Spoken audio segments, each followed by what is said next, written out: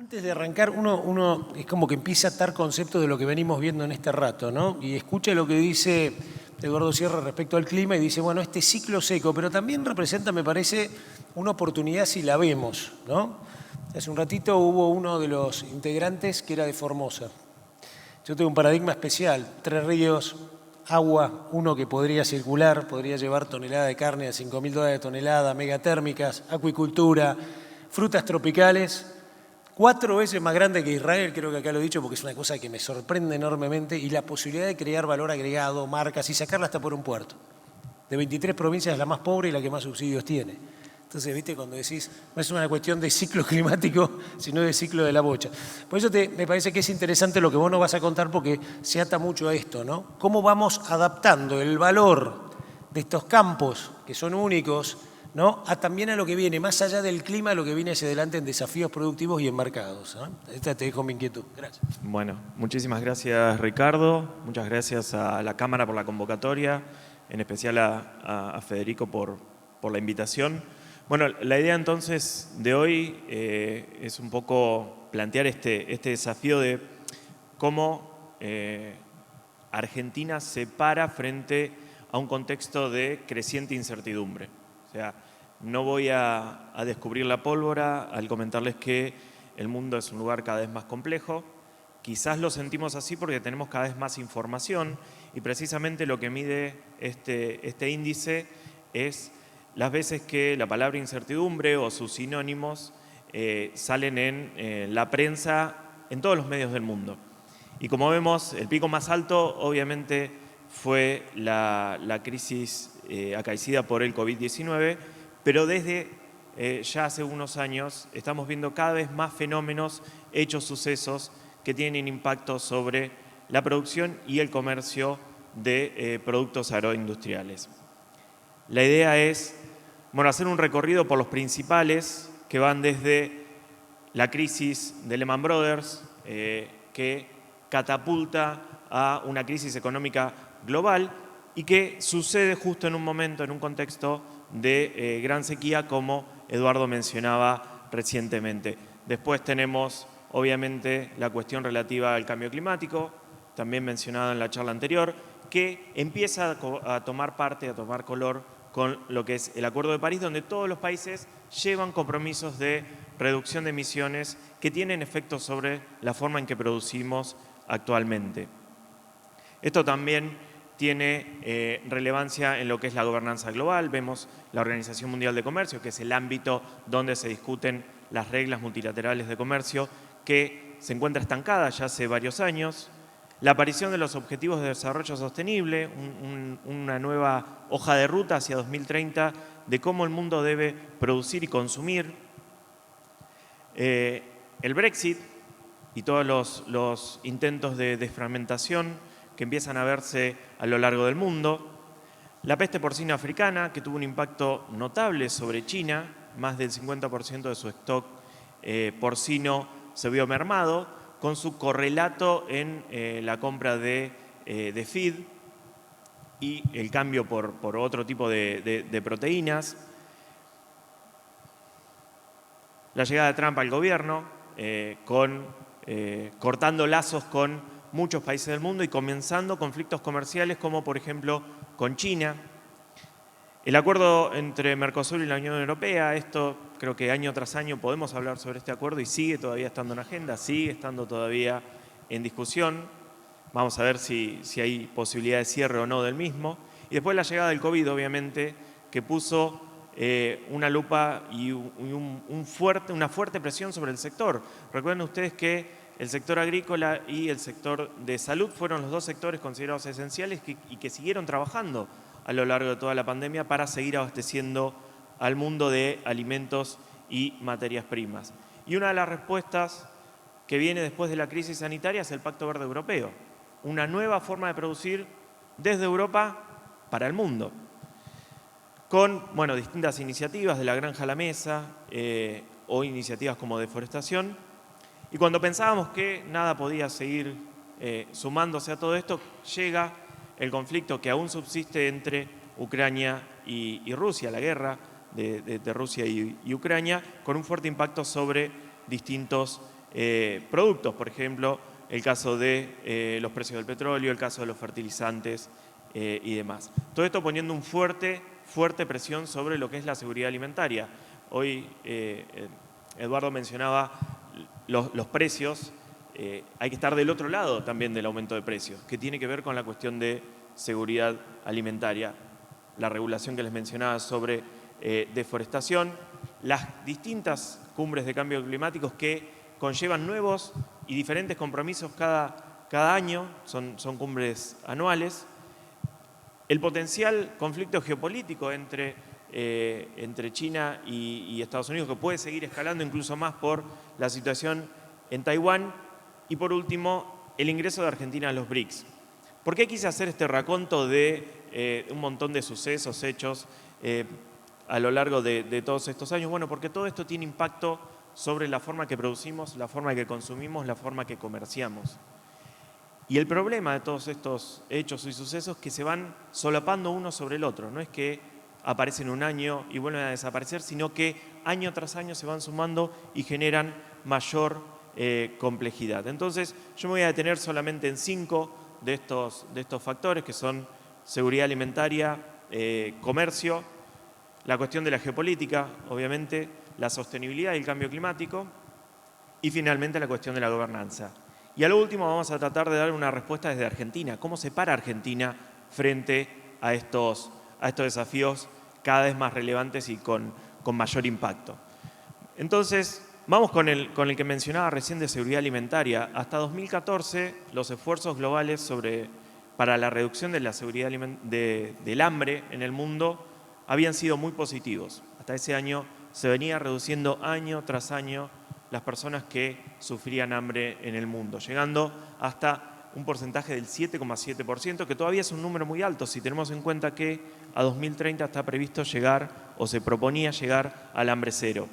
Pero a partir de ese momento este indicador empieza a revertirse.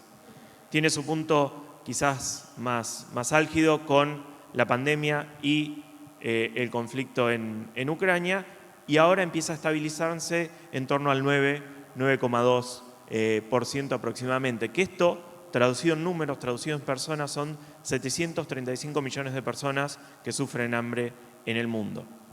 La discusión está, ¿es por falta de alimentos o es por una cuestión de ingresos? Yo me inclino claramente por la segunda. Estamos en un contexto de precios internacionalmente récord. Fíjense, este es el índice de precios FAO. En la década del 70, los precios récord hasta este momento, que ya han sido superados por la pandemia, por el conflicto en Ucrania, y que empiezan a normalizarse en cierta medida. O sea, estamos en precios relativamente más bajos que el año pasado, pero todavía por encima de los niveles previos a la pandemia, para todos los productos.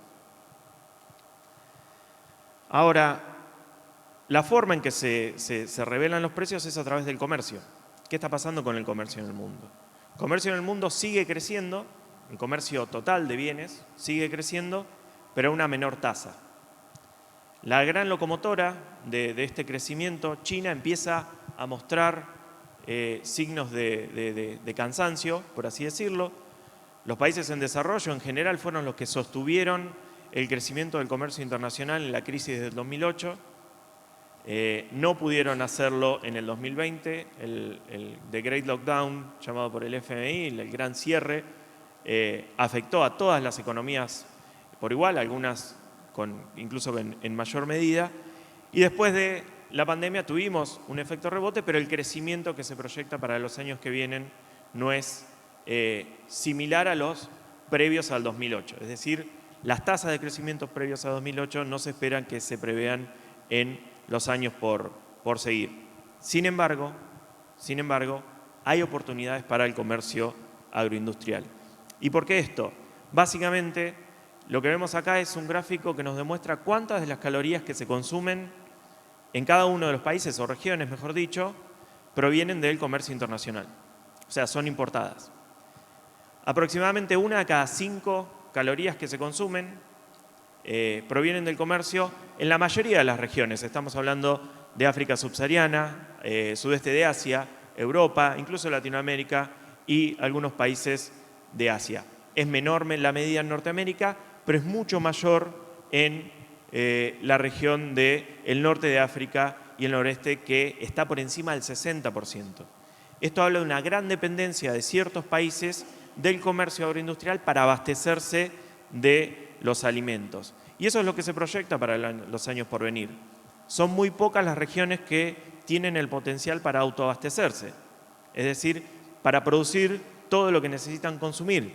Estamos hablando de algunos países de Europa y Asia Central, Norteamérica, y fíjense, Latinoamérica y el Caribe, que es donde estamos parados. La última barra, la barra azul, da cuenta que nuestra región, y con el foco muy grande puesto en el cono sur, es el principal abastecedor, o va a ser, ya es el principal y va a seguir siendo el principal abastecedor de alimentos y commodities y materias primas en los años por venir, porque el resto de las regiones ya se encuentran en momentos donde no pueden seguir avanzando, tanto en lo que es área agrícola como en aumento de productividad. Entonces, ahí ya empezamos a ver alguna oportunidad. Y también lo que empezamos a ver es cómo cambia la agenda de los grandes jugadores globales en el comercio internacional. La Unión Europea pierde relevancia, Estados Unidos también pierde relevancia y empiezan a aparecer jugadores como es el caso de China, como es el caso de Indonesia, el caso de India, donde el factor poblacional es muy, muy relevante. Y acá es cuando deja de andar el... Ahí está. Esto es a lo que me refería con el factor poblacional. O sea, vemos en el continente asiático donde se encuentra el mayor núcleo de población a nivel global, y desde abril de este año ya tenemos un nuevo país más poblado del mundo. Estamos hablando de India. India ya superó a China en cuanto a población global, pero India no es China. China ya es un país preeminentemente urbano. Más del 70-75% de la población en China vive en ciudades. Distinto es el caso de India, donde el 60-65% de su población todavía vive y depende del ámbito rural. Entonces eso es algo que tenemos que tener presente al momento de decir con quién queremos asociarnos, a quién queremos venderle productos y de qué manera hacerlo. Entonces, tenemos oportunidades en el comercio, tenemos los países hacia los que podemos apuntar, pero aparece en la ecuación la cuestión geopolítica.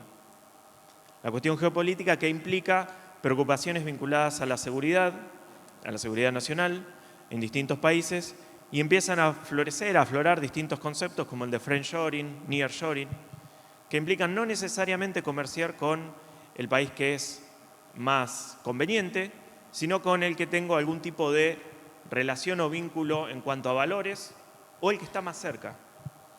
Ya el concepto de offshoring y enviar las fábricas de producción hacia destinos donde los costos son mucho más bajos, empieza a dejar de estar en agenda y empieza a surgir el concepto de nearshoring, es decir, necesito tenerlo cerca, necesito poder controlarlo, necesito poder estar abastecido en cuanto a mi cadena de producción. Tenemos la guerra, obviamente, que es un impacto notable y que tiene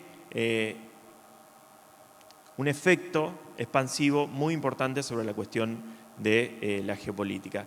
Y cuando hablamos de geopolítica hablamos de conflictos comerciales también, porque la cuestión de la seguridad enseguida empieza a permear en otras agendas. La agenda comercial, por ejemplo, lo que empezamos a ver es el uso de medidas unilaterales para frenar el comercio. Cada vez están creciendo más este tipo de medidas respecto de lo que era en años anteriores, donde teníamos el recurso hacia la OMC que nos permitía en cierta medida mediar entre los distintos países y evitar el cierre del comercio. Eso cayó en desuso y la cuestión unilateral empieza a ser cada vez más relevante. Con un aspecto a tener en cuenta, la cuestión multilateral nos permitía discutir de igual a igual, por más que no tuviéramos el mismo poder relativo. En la cuestión unilateral es la ley del más fuerte. Entonces, Como para mencionar un par de conflictos, el conflicto geopolítico en China entre China y Estados Unidos, que llevó a que todo el comercio mutuo estuviera afectado por distintas medidas. Si ustedes recuerdan, en 2018, con la sequía que hubo en Argentina, incluso se llegó a importar soja proveniente de Estados Unidos. En gran medida esa soja llegó a Argentina porque China había decidido no comprarle más soja a Estados Unidos.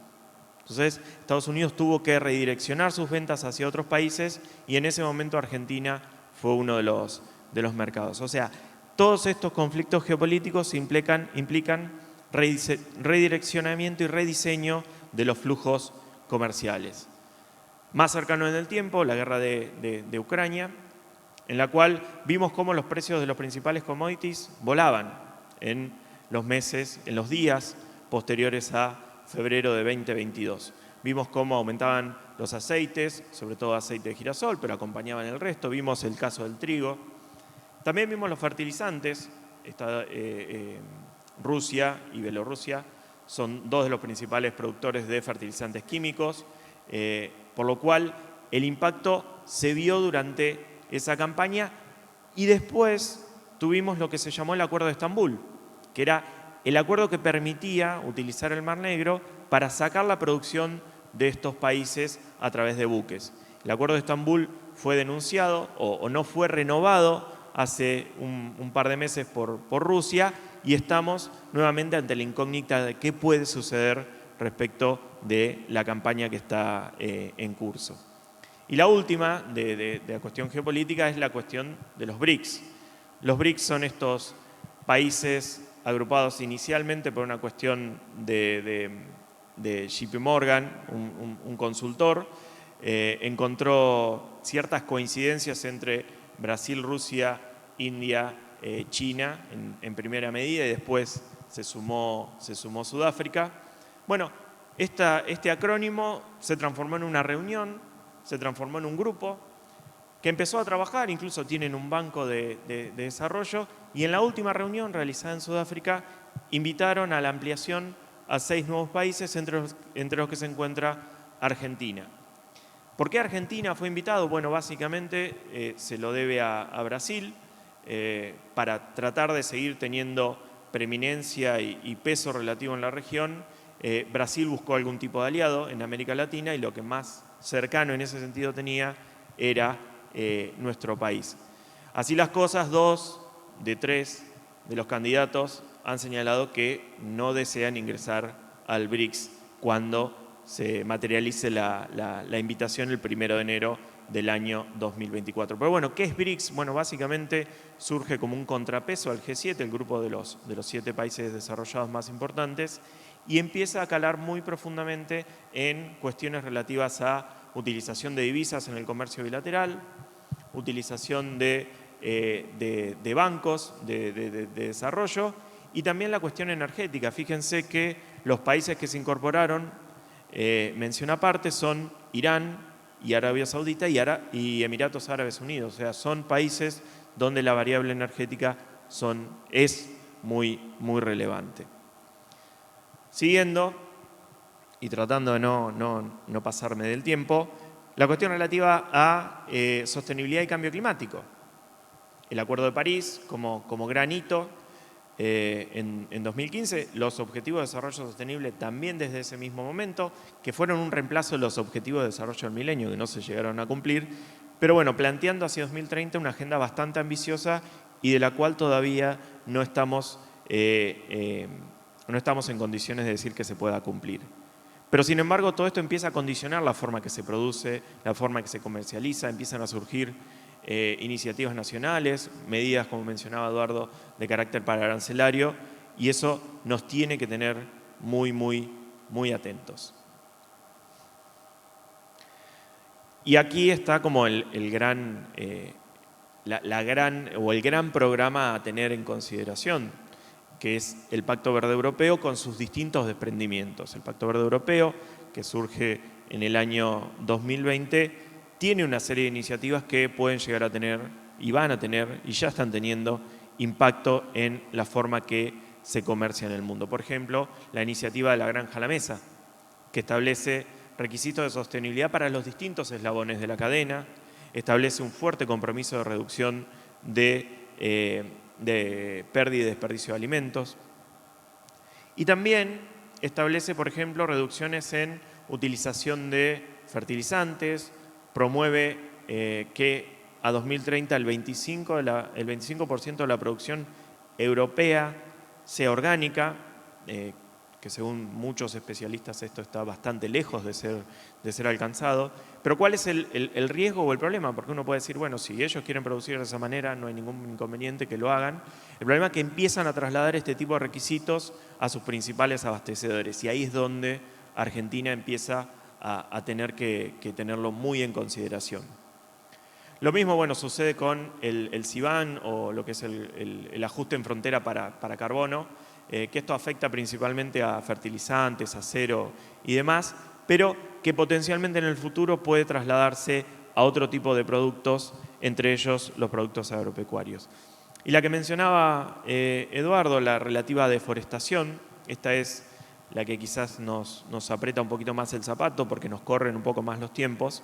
Es una iniciativa que al 1 de enero de 2025 va a estar vigente y que implica que los productos que se comercialicen en la Unión Europea sean libres de deforestación. Inicialmente habla de una serie de materias primas que nos afecten a nosotros, principalmente es soja y carne bovina, pero también aceite de palma, tenemos madera, tenemos cacao, café y demás.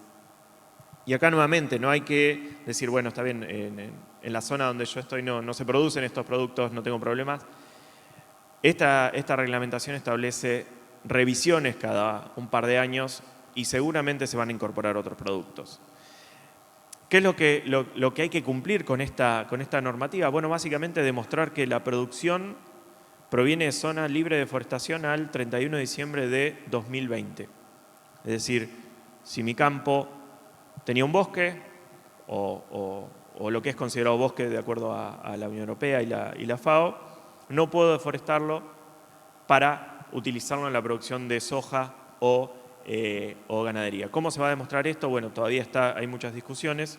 Desde Argentina se está trabajando en iniciativas público-privadas, como lo que vamos a ver ahora que es BISEC. Pero solo para darles un dato, Argentina ya está exportando a la Unión Europea un producto libre de deforestación, que es el biodiesel. Argentina exporta aproximadamente 1,2 millones de toneladas por año de biodiesel. Ese biodiesel, me quedan 5, perfecto, ese biodiesel proviene de zonas libres de deforestación de 2008, es decir, incluso es mucho más restrictivo el requisito de biodiesel. Bueno, eso implica que hay 6,3 millones de toneladas de poroto de soja, que son más o menos 2 millones de hectáreas libres de deforestación que ya se están exportando a la Unión Europea, que con un poquito más ya cubrimos las necesidades de harinas proteicas. La diferencia está en que esto va a requerir otro tipo de trazabilidad. Paso rápido lo de gobernanza, bastante compleja. ¿Cómo puede responder Argentina a esto? Bueno, nos estamos recuperando de una campaña catastrófica. Los crecimientos que vamos a tener en soja, maíz, sorgo, cebada y trigo van a ser muy relevantes. Vamos a recuperar la producción que tuvimos en años anteriores y eso tiene un correlato en crecimiento en materia de exportación, crecimiento en materia de recaudación fiscal, etcétera, etcétera. Pero a lo que me quiero adelantar es a esto, la importancia de las políticas. Lo que vemos acá es una comparación de la política agrícola entre los países del Mercosur. La línea verde, la que va por debajo del eje, es Argentina.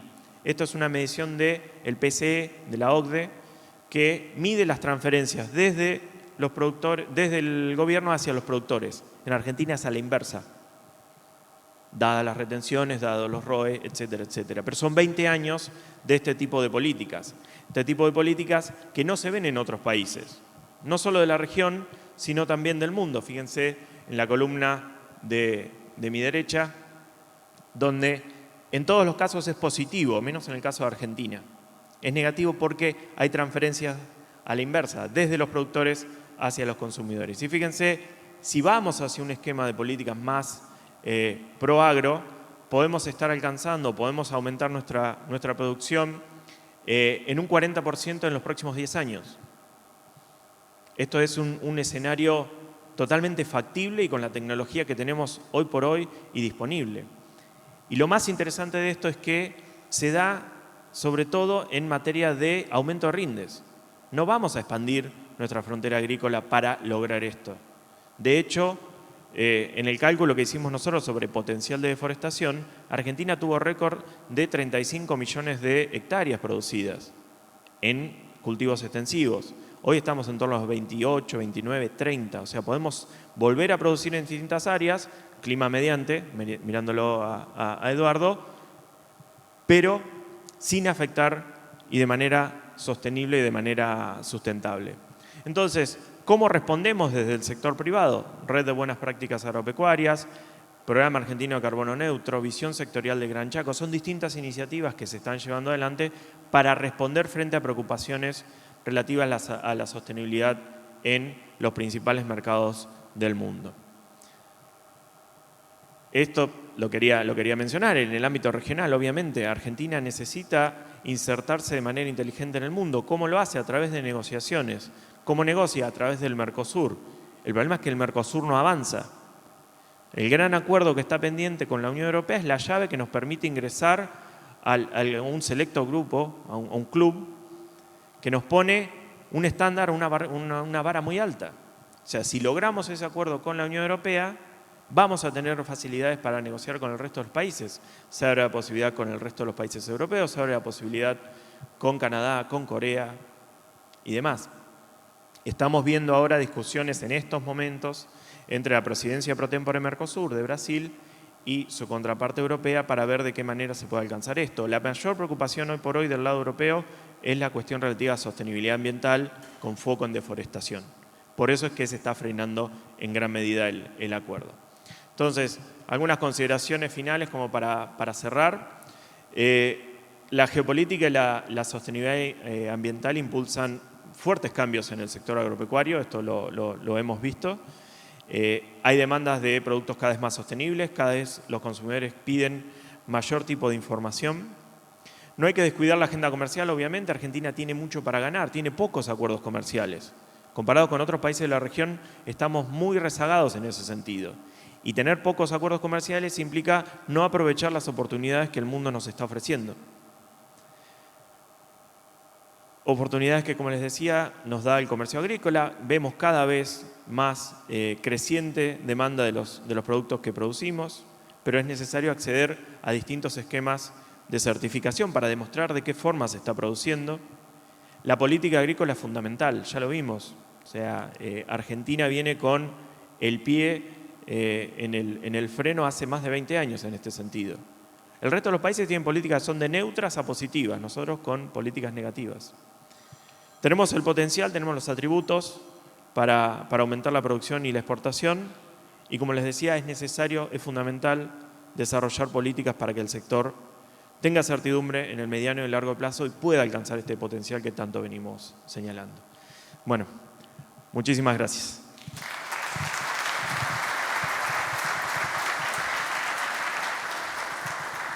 Impecable, muchísimas gracias.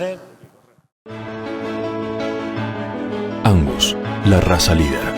Más rodeos controlados, más cabañas evaluadas, más carne certificada, innovaciones tecnológicas, evaluación genética, eficiencia en la administración, más remates auspiciados y mayor presencia en exposiciones.